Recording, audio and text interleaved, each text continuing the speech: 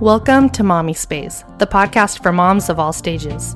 My name is Aubree, and this podcast was created to give moms a voice to share their experiences and to share that there is not just one way to be a mom. This is a place where you can learn to love the woman inside the mother.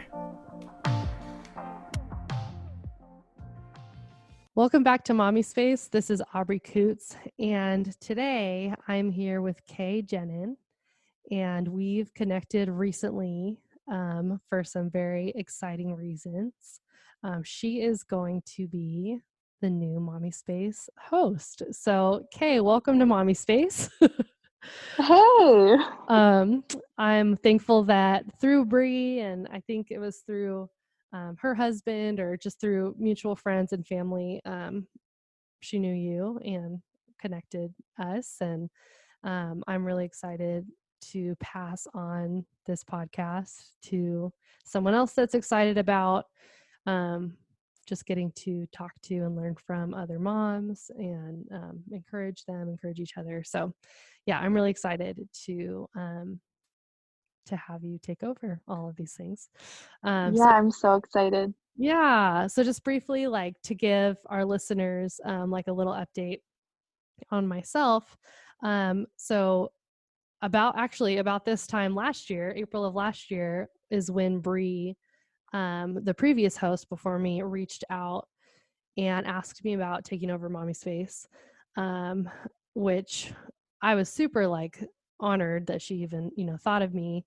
And I thought about it and prayed about it for about a month. And then in June of last year, Bree and I kind of tag teamed for a little bit. In July, I officially took over Mommispace. So the last year of getting to do Mommispace stuff has been such a cool opportunity. And I was even just looking back through episodes today that I got to do since June of last year.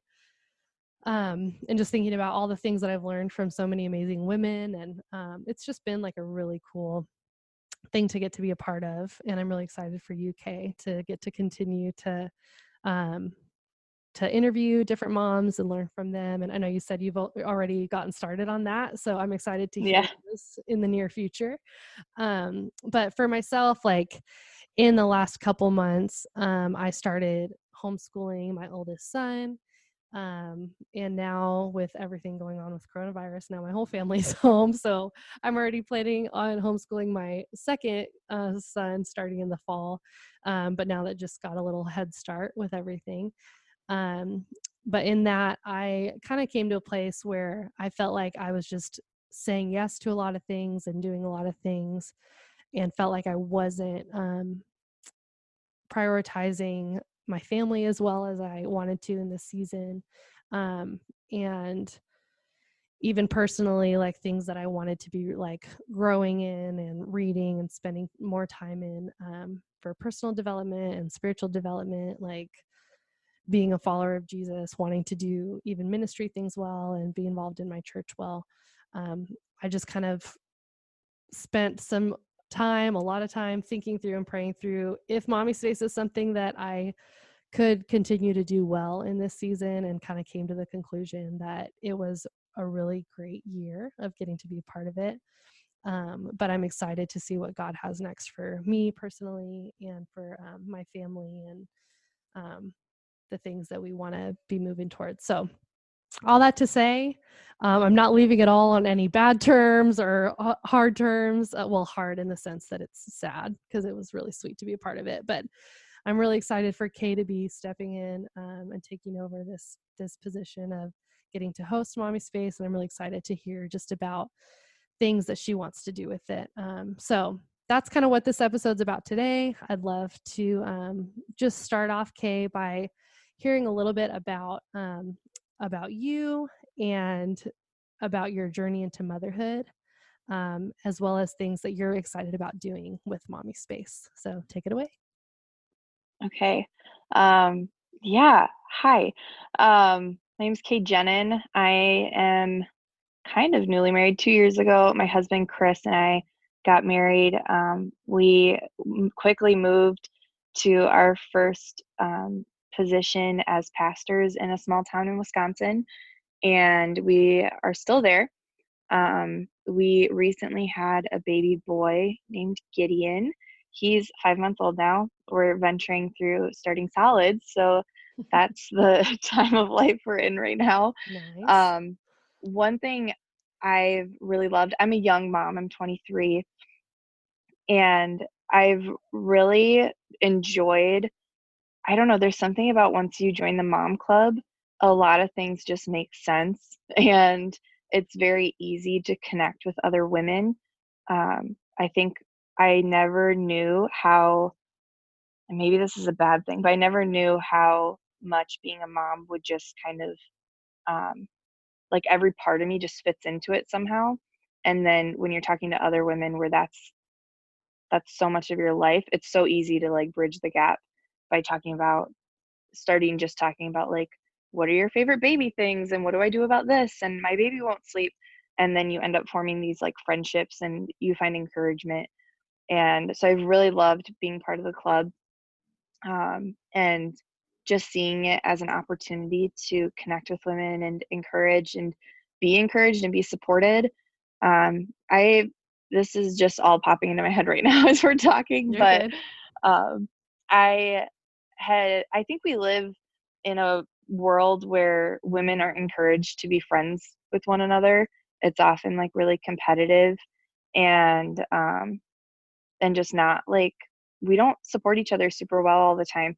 And for some reason, like being a mom has really helped me to kind of figure out how to put my own flair on being a woman and relating to other women in a genuine and fulfilling way.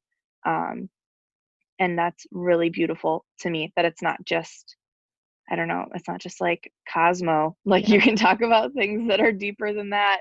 And there's really people who do want to talk about it. So it's been a beautiful thing, um, and challenging in different areas too. One of the first things I wanted to talk about is how to balance marriage and being a mom. um, Yeah. it's really weird going from a single person to being a married person, and it's even stranger going from being married to then raising a child together. Um, I don't know if it's hormones or what, but it's an interesting time. I love my husband a lot, and he loves me a lot, and we have a saying that we're gonna live together forever, so we can either do it happily or miserably. And so it's going to take work to make it happy, so that's kind of Yeah. our slogan for our marriage. um, and we're having fun figuring it out, but there's definitely like hard parts Yeah. where there gets to be some tension, so that was one of the things I really wanted to start with, at least. And I've already started talking to some really awesome women about that topic. And because I'm a newer mom, a lot of my perspective comes from like a newbie place. But I don't know, there's something beautiful from learning from women who've gone before me and have a lot of experience. And Yeah. I don't know, I enjoy soaking it up. I'm excited to hear. I mean, I feel like that's like a great topic to start with, like talking about marriage and how that connects to being a mom and being a parent. And not that that's the case for every mom, but for most moms, typically, you're in a team setting, like you have a teammate that Hmm. you're figuring out this parenting thing with. Yeah. And so that'll be really cool just to hear about that and hear more about that. Yeah. I feel like I'm learning a lot, honestly, through that process of asking people questions and Yeah. hearing some unique perspectives too. Yeah. I know you said Gideon's only 5 months, but what are some things that you feel like you've already learned in your time of being a mom? Oh, oh my gosh. You and I were talking about this a little bit, but I think honestly, I feel like the Lord intended for me to learn this lesson while I was pregnant, and I'm continually, I don't know, freshening up on it, is just parenting and living without fear. When I was pregnant, I had a lot of scary stuff going on with my prenatal care and just uncertainty. Um, I ended up choosing the doctor who was going to deliver Gideon 4 weeks before he was born, because everything was just so unknown. And it's really scary to be like, I could have a baby any day and I don't have a doctor for him. Yeah. Um, I felt really challenged by the Lord to not be controlled by fear and not be limited by fear, but to, I don't know, to resist it. Because a lot of times I think we feel like we're victims to whatever emotions we have and there's nothing we can do about it, or we're in a scary situation and there's nothing we can do. Mm. And I'm so grateful for the opportunity that I had to overcome just scary stuff and choose to invite peace and to resist fear, because now I feel more equipped to do that all throughout my parenting. And Mm. I really made up my mind. I don't want to ever parent my children out of fear. I think, like, oh my gosh, I have a boy. I think the first time he breaks a bone, I'm going to freak out. Um, and so there's like things like that. But even as they're in high school and they're making bad decisions, or they're dating someone I don't want them to date, or things like that, like Yeah. there's going to be so many times I'm just full of fear for them. And now I'm exercising the muscle already to resist that. I remember being newly pregnant, and like you can't stop thinking about miscarriage when you're newly pregnant. Um, because everyone's talking about it around you. Yeah. Um, I announced that I was pregnant at 10 weeks because I didn't want to be full of fear. And I think a lot of times people encourage you to wait because of the fear of what could happen. Yeah. And I told somebody, and they're like, yeah, usually people don't say that because miscarriages like happen a lot at that stage. And I'm like, okay, like you just said that to my face, and okay, we're going to deal with that. And then even now there's just stuff constantly, like we're starting solids, like what if he chokes, what if like he's constipated and dies, like I don't even know if that's possible, but you just have all these irrational fears that really, when you let them be out of control, it can get scary. Yeah. And so I think that's the biggest thing I've learned so far, is I have control over like my fear, and I can choose to just invite peace in that situation and not be controlled by it, even though I can validate it and it's totally permissible and other people will validate me. Um, I don't have to be afraid just because it's like acceptable. Hmm. There's probably a million other things as well that I've learned so far. But that's just the one that like comes to mind. Yeah. No, that's really good. Thanks for sharing that. Yeah, I think that a lot of moms can connect to that feeling of like parenting out of fear, or just letting fear take over their thoughts or motives, or Mhm. like so yeah, that's a good word, good encouragement. Yeah. What do you feel like have been other things that this is kind of a more broad question, but other things as a young mom that have been like encouraging to you, whether that's like, I don't know, different like authors or pastors or blogs or whatever. hmm Like what are things that have been like encouraging to you in this time? Yeah. I guess connecting with other women like face to face. We're part of a church community, so I wear my heart on my sleeve and I'm an open, so I just approach people and start asking questions. So that's one way you can do it.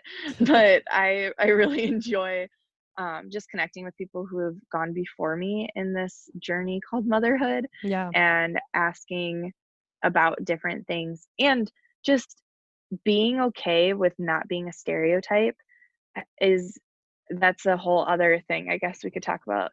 Hmm. I'm quite a hippy dippy person, and so I really tried to box myself into only doing things that are affiliated with that kind of mom. And I had a C-section. Like that's the Oh, first come like on. notch. Now I'm not a hippy dippy mom. Um so and then I was like, "Oh, he's going to like sleep in our bed with, never going to like, we're not going to sleep train him." And then he had 4 months sleep, and we're like, "Okay, we're sleep training him Yeah. tonight." Yeah. And it's okay to like not be boxed in, and maybe pick from this and that and this and that. And the reality is, at the end of the day, you might have great intentions, but you might be way too like tired to follow through on that. So Yeah. then you just do the easy thing. And that's okay. It's okay to sometimes not be the coolest Instagram mom ever. Yeah. um, so that didn't answer your question at all. But I've really enjoyed hearing different moms' perspectives and picking and choosing, and completely wholeheartedly agreeing with them, but then choosing to do something else because it just worked different for my family. Yeah. Um, that's probably been a place that's given me a lot of power. And then I love YouTube. I basically just like look up subjects I want to know about, and I find people who I connect with and make me feel good. And then the ones that I don't, like I just like, great, not gonna watch any more of that. And Yeah. YouTube's such a good resource for everything. Like I just always have something playing. Hmm. And I guess randomly, like what pops in my head is there is a channel called Fam for All Moms. And I loved that channel. They just started a podcast too, and they are very open about how like however you choose to be a mom is the right way for you. And I That's think cool. that's a really empowering way to handle like mom discussions in Yeah. this time that we live in, is just like you don't have to look like the person next to you, and you're both equally great at being a mom. Yeah. And I've really enjoyed listening to their stuff, and I've just felt really like freed to just be the mom that I'm supposed to be and not the picture of a mom I see on Instagram. Hmm.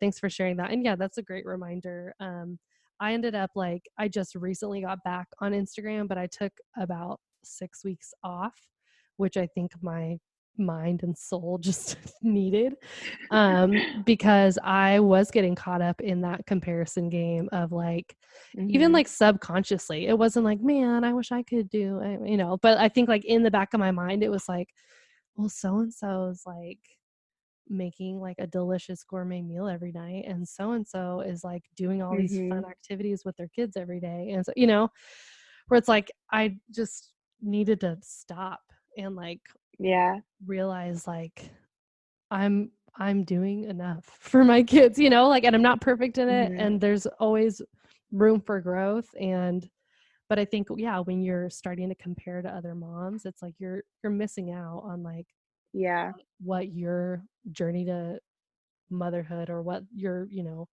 like path in motherhood could look like, because you're just trying to Hmm. look like everyone else's. So that's a great reminder. Yeah, I feel like Instagram doesn't affect me super emotionally as much as financially. Like, if I'm on Instagram a lot, I'm definitely putting of Amazon orders. I'm just like, oh, I want that, and I want that, and I want that. Yeah. And I forget that I'm 23 and I'm comparing myself to like 43-year-olds. And I'm like, they've had 2 decades to build wealth that I have not Yeah. had.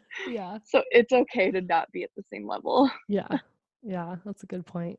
Yeah. Even all those factors that we just like don't even think about. Um, Correct. but yeah, that's a good reminder. I also wanted to ask, I guess, just a closing question for our chat. Just, I guess, overall, and you kind of touched on this earlier, even in some of the things that you want to like do with Mommispace and women you've already been talking to.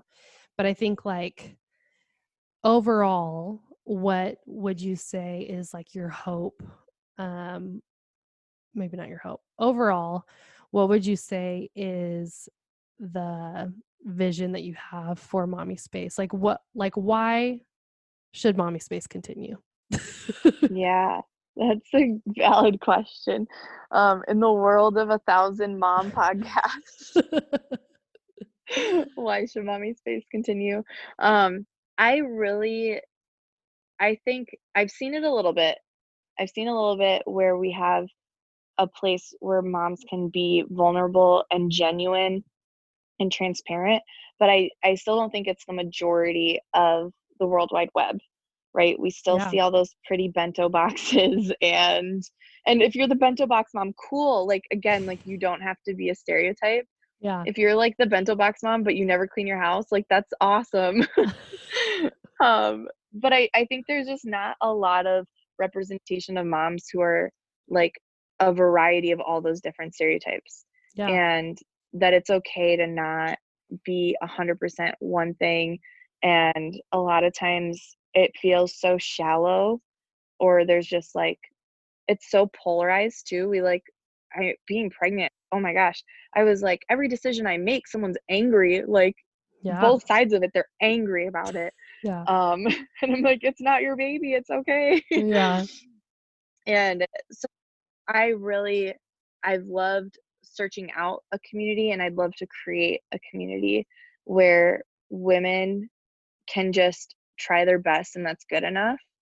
And it's not about my personal opinion on what you are and aren't doing, but as we try our best to be good moms, like that's good enough. Yeah. And then having a community where we can talk about where we fall short, and we can talk about where we're succeeding, and we can talk about, I don't really understand this, or I do understand this. I know there's times where I feel like I'm not allowed to say I don't get it, Hmm. because then I'm like behind, but it's okay to like not get it. But as long as we're asking questions and we're trying to like learn and grow, I think that's the sweet spot. So just creating Yeah. a place where we can learn and grow, and continuing like to prioritize just being who we're created to be. Yeah. Yeah. That's really good. Something that Bree, like a little tagline that Bree would always say at the end of each episode in like the closing, whatever the closer, which I totally stole from her, was like she would always say, "All my love to you, mama, you are enough." And I feel like we just need to like hear those things, that you are enough, you're doing a great Hmm. job. Like it's okay if you don't have it all figured out and you're not the perfect Instagram mom or Pinterest mom or whatever. Like you don't, have everything perfect. Like it's refreshing to know, like, yeah, I don't have it all figured out and neither do you, and we're in it together. I feel like that's like Yeah. what motherhood, the journey like together should look like. Rather Yeah. And I feel like there's also like a whole mom community that's like disaster moms. And it's like, Yeah. well, I'm not a disaster either. Yeah. Like, can I be somewhere in between? The hot mess moms. I Yeah, mean, like I don't feel like I'm quite a hot mess mom. At least not today. I for sure Definitely have not. my hot mess mom days and moments, real. But yeah, Yeah. no, like, yeah, I agree with you. Like a place where you don't have it all figured out, but you're figuring out some things. That sweet spot. Yeah. Yeah. Well, great. Well, I'm very excited for you to like be taking over. And I'm excited even just hearing the things that you want Mommispace to continue to be about and new things that you want to bring. So I'm for sure going to continue listening and being a part of the Mommispace community in that way. But yeah, I'm really excited for you. And for our listeners, as of now, our plan is Kaye in May. So that's what we're going with. So starting in May, Kaye will be taking over Mommispace. So you can be on the lookout for that. And we're really excited to just share what she's going to be doing. So yeah, thanks. Yeah, awesome. This was so fun. Yeah, thank you. Thank you so much for listening. Be sure to check out all of the goodness from today's episode on the show notes and share this with a friend if it impacted you in any way. You can also leave a review on iTunes so other mamas can join in the movement of loving the woman inside the mother. Join our online Mommispace community every day by following us on Instagram at Mommispace, where you can interact with me, some of our past guests, ask simple or hard questions, and give your valuable input on how to make Mommispace an even more beautiful and safe place for mamas all over the world. All my love to you, mama. You are enough.